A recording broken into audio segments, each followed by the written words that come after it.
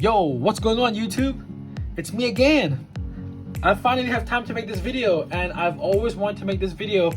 Yeah, so it's basically a deck profile of my Digimon deck that I want to show you guys. Yeah, it's a deck that I've been having a lot of fun lately, and I'm just gonna stop talking and show you guys what it is. It's the Chaosdukemon purple deck. Yes, this deck is legit my favorite deck right now in the Digimon TCG, and I can't wait to show you guys what I have in the deck. So yeah, let's go. So these two types of Digitamas are what I run in my deck, and yeah, I run 4 copies of Digimon because its skill is when it's destroyed, I can draw a card, just discard a card. Yeah, this Digitama is just the best Digitama right now for purple decks, so therefore I just run 4 copies of it. And this Digimon, I just run it because, you know, this deck's a Chaosdukemon deck, and its skill's actually quite good too. Once per turn, if my purple Digimon has been destroyed throughout the turn, during this turn, this Digimon gets 2k. It's a decent skill, I'd say. Not really that good, but I still let it slide because it's Digimon. And I'm gonna move on to the rookies right now. So these are my rookie lineups.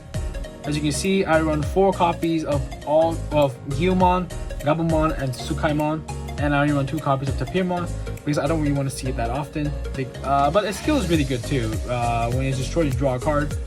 And for Digimon and Tsukaimon, they gain me memory, and for Gabumon and Tapirmon, they gain me hand size. So therefore, yes, this run up for me is probably the best, and mainly Digimon, because Digimon really synergizes with this deck very well, because its skill is if it's destroyed, you gain a memory. So therefore, yes, this card is really important in the deck. And Tsukaimon's good too, but however, it's an inheritable effect, so therefore Digimon takes a better priority. And I'll be telling you guys more about how impactful Digimon is in the deck, right, when I go to my champions. So this is my champion lineup. I run 4 copies of Valmon rather than the 1-cost Devimon, which I'll be talking about later why I don't run it. And I run 4 copies of the Vanillas, Meramon, and I run 2 copies of Devimon and 2 copies of Growlmon. I was thinking about running the Gabumons from BTO2, but I just prefer using this one because it gains security, because it helps me out with the counter attack. So therefore, yeah. About the blockers, the reason why I don't run the purple starter cost 1 Devimon is because for blockers I value DP, and because there are a lot of cards that destroy 5k or below DP cards. Like, so for example, Shoutmon DX, it destroys a 5k Digimon for every single Z-Grademon or Shoutmon, or for every Shoutmon name. I think I don't remember the effect that very well. And yeah, so after when I gone against someone who used Shoutmon, I was like, screw that, I'm gonna just replace it with Valmon since it's a 6k DP anyway. And for Digimons, yes, it's vengeance on both on field and inherit. So therefore, yeah, this card is definitely two copies. I don't really want to see it way too often.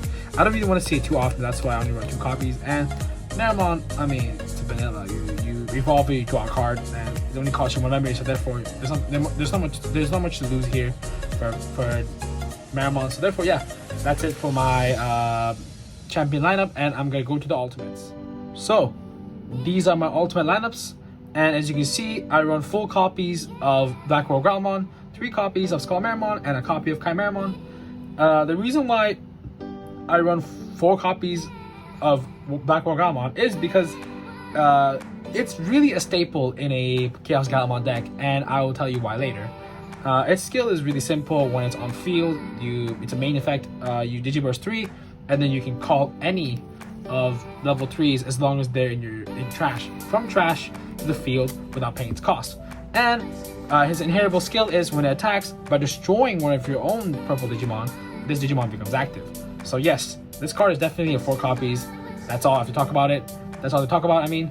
And for Skull Meramons, I mean, it's a 5 cost ultimate on play and 2 cost to Digivolve. This card, honestly, any 5 cost Vanilla's ultimate is definitely a run in my deck.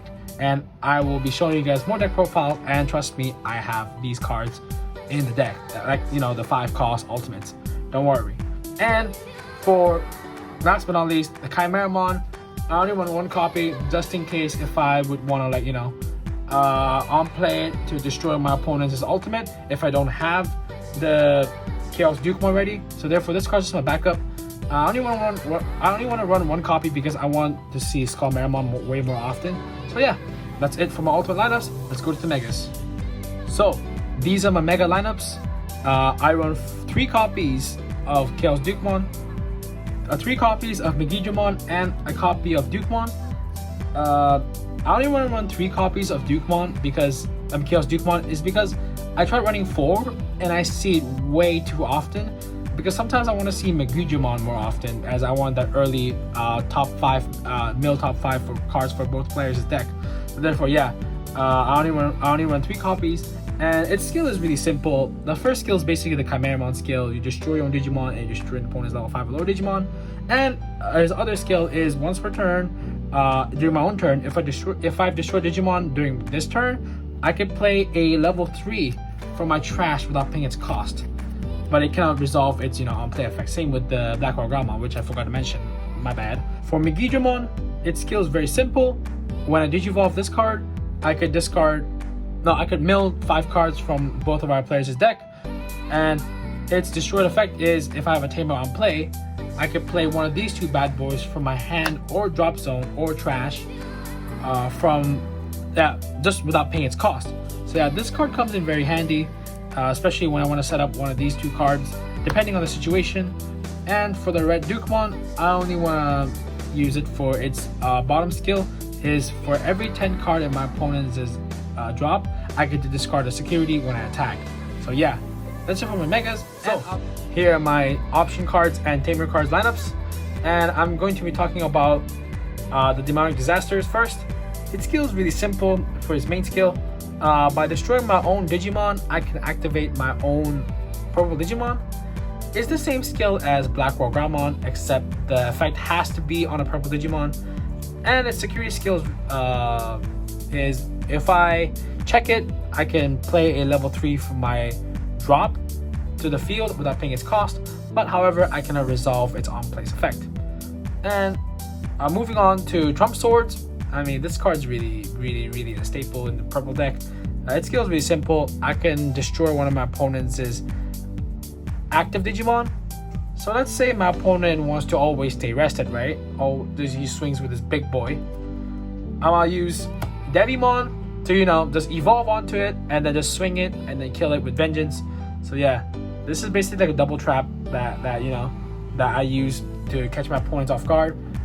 So let's say they want to avoid Trump Sword, I'll just use Devimon. If they want to avoid Devimon, I use Trump Sword. So yeah, my opponent just cannot play around it. And I run this card. It's called the Revive from the Darkness. Skill's really simple. I destroy my own purple Digimon, one of my own purple Digimon, and I can play level 5 or lower Digimons from my drop or trash without paying its cost. But I can resolve its on-play effect. Like I said earlier, this card's the main man, so by running this card, I'll be able to constantly bring this guy back. And yeah, I only run 1 copy though because I don't really want to see it way too often in the game. And if I want this card back in my hand, I can always use Yamato's skill, which I'll be talking about later. So Yamato's skill is really simple. If I have less than 2 memory, it becomes 3, and its other skill is I can return a purple Digimon or option card from my drop or trash to my hand. And its security skill is I just play this card and it resolves its on-play skill. So yeah, that's it for my option and tamer card. If you guys enjoyed these types of deck profiles, please let me know about if I should do more of these type of deck profiles, because I was planning on to introducing one more deck that I've been having a lot of fun lately, and I'll pull it up on the screen. It's the Black Orgramon promo card deck profile. This deck is really fun, and it's very budget friendly too if you play the Japanese version at least. And I'm also going to be doing another Dukemon deck profile very soon, which is the starter 07, the Galmon deck, which is coming out on around April. Please leave a like, subscribe, and please comment too on what you guys want to see more, and if you guys want to see me playing or testing these decks out with my friends or with people on my locals, please let me know as well. And I really appreciate it. Thank you guys for watching. See you guys. Bye.